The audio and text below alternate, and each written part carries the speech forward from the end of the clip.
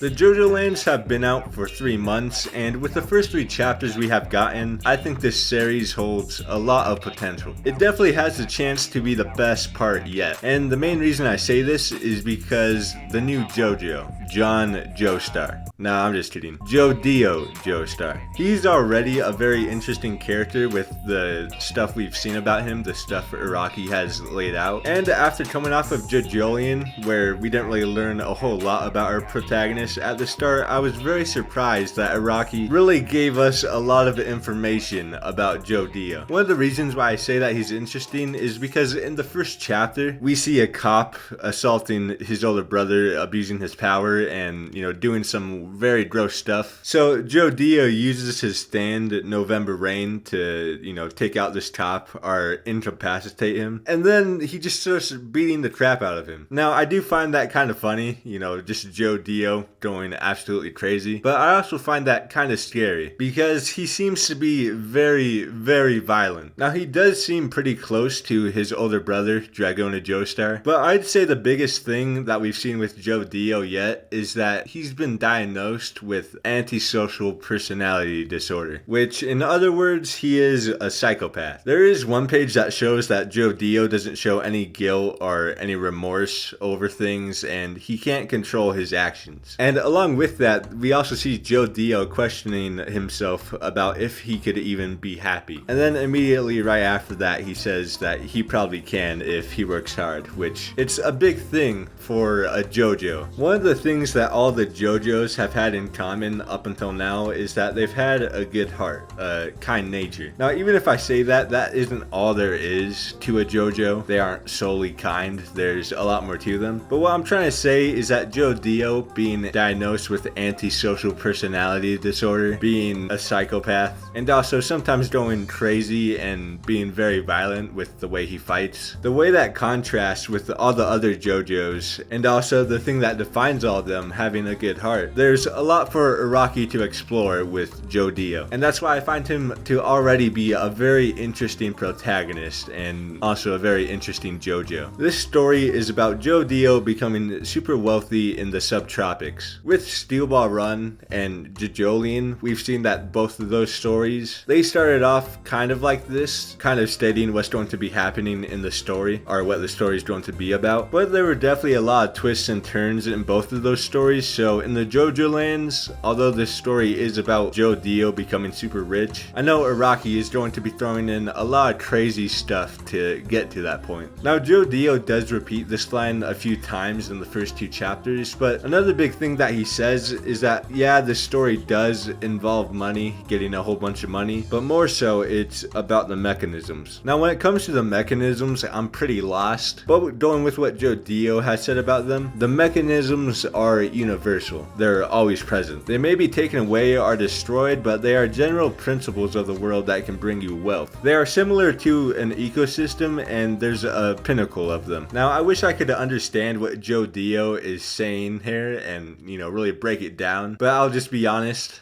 I don't. The way it's worded and the way it's explained, it kind of reminds me of Calamity in JoJolion and Fate in the original universe. So maybe in some way the mechanisms are related to those concepts. That's really the vibe I'm getting from it. But what's also important surrounding this is the context it's used in. And JoDio, he's comparing his life to some random student that goes to his school. The kid gets bullied even though there isn't any real difference between them. And JoDio, he's kind of just swagged out. He's living the good life. And so it kind of just seems that JoDio is saying that he's able to use the mechanisms. And in turn, that somehow makes his life better than, just some random person. I really want to dig deeper on this and, search for the big picture with the mechanisms. But for now, I just don't understand them. And I really want to, so I'm hoping Araki just expands upon them more throughout the JoJolands. Now, another big thing that we've seen with the SBR universe is a whole bunch of counterparts and, callbacks to the original. In part 7, Johnny, he's the counterpart of Jonathan in Phantom Blood. In JoJolion, Dappy, he's literally called Josuke Higashikata. So it's not that hard to see that Araki has created a lot of counterparts to the original universe. And with JoDio, he seems seems to be the counterpart of Giorno. You know, just looking at JoDio's name, it has some relation to Dio, but there's some more similarities. Their age, they're both 15. They have 3 bangs. Also in their design, they have a heart on their chest and wings on a part of their clothing. And probably one of the biggest plot points so far is that they are both involved in some organization that sells drugs. Now obviously that's the key point where they differ. Giorno, that's the whole reason he joined Passione. It was to reform that organization. But with JoDio, he's out here just being like Walter White and, you know, out on the streets. Or I guess he would be more like Jesse, but the point is he's out and selling drugs. Now moving on to JoDio's stand, it's called November Rain, and it has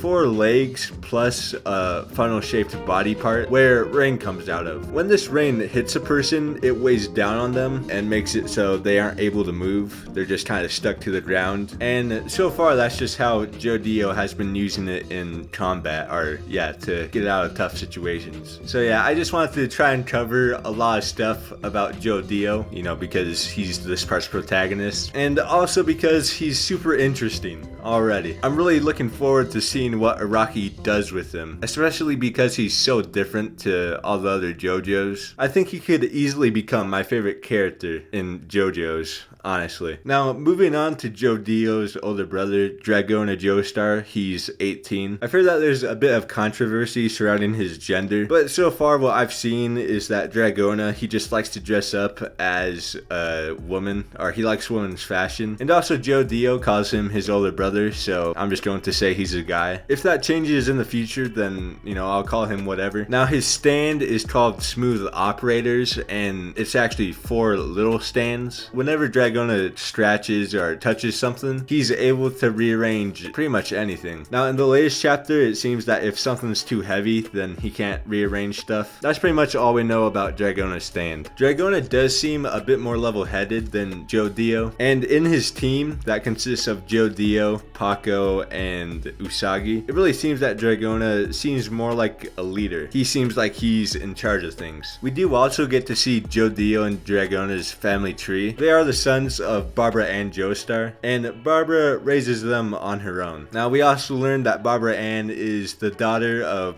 Joseph Joestar and the sister of Holly Yoshikage. And because JoDio and Dragona, they kind of work in the shadows, as cliche as that sounds, it's because of that Barbara Ann is respected by the community around her. So yeah, we do get to see some stuff with the family tree. Now we do get to see 3 other characters that work with JoDio and Dragona. They're called Paco Labyrintes, Usagi Aloha Oe, I can't pronounce that, and their boss, Meryl May Key. Paco, his stand is called the Hustle, and the best way I can explain it, at least from what I've seen, is that he kind of sucks up things with his muscles. By putting power into his muscles, he's able to grab things from pretty much any part of his body, whether it's from his elbow or the back of his hand. We do learn that he's been abused by his father, and the main thing we see with him is that he likes to steal things. Now the other guy that's a part of Dragona's group is Usagi Aloha Oe. His stand is the Mate Kudasai. It looks like a small bird, but its ability is that by using an existing thing, it can shapeshift into another thing that somebody else wants. The example that we get to see is that Dragona, she wants a camera, so Usagi sends his stand out and is able to duplicate the camera. So yeah, a pretty weird stand. But my initial impression of him is that he's a bit scummy. There's a time when everyone has to pitch in to buy a rental car, and he tricks everyone so he doesn't have to pay. But other than that, he hasn't really done anything bad. In the latest chapter, we also see that he's a bit knowledgeable about certain things, at least when it comes to science. He knows the difference between a beaker and a flask, and also he knows what certain types of lava are called. So yeah, that's the 4-man group that JoDio and Dragona are in. They are working with Usagi and Paco. The boss of this group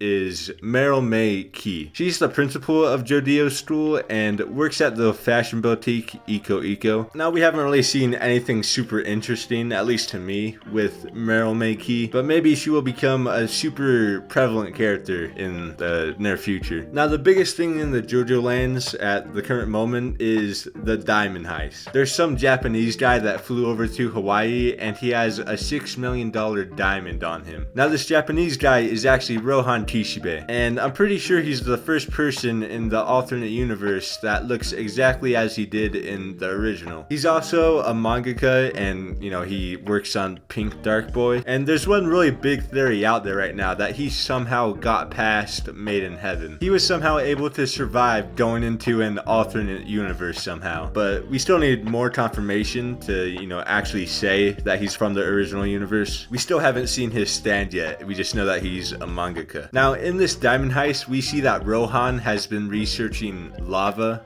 and rocks. So already, only 3 chapters into the story, we might already be seeing that rock humans are going to be a prevalent thing again. I mean, yeah, it really does make sense because, you know, it's a big part of the SBR universe. Now the rock humans, they get me thinking about the Rokakaka fruit, and I don't know if that's going to be a huge part of this story. I mean, it could be because JoJo could definitely sell those for a lot of money, as we saw in JOJOLand. But if there's one thing that I definitely want to see in this part, and I'm guessing pretty much everyone wants to see, even if it's a little cameo, I want to see Gappy. But moving on, the diamond heist has pretty much gone horribly wrong. There was a cat that's been wandering around Rohan's house, and after Dragona, Paco, and Usagi, they get the diamond, they get attacked by either a wire or, you know, some fishing line. So we might finally be seeing the first real stand battle of this part between, you know, 2 stand users. Now really, that's the main stuff I wanted to go over with these first 3 chapters of the JoJoLands. Right now, the big cliffhanger that we ended on is who's attacking, you know, Dragona,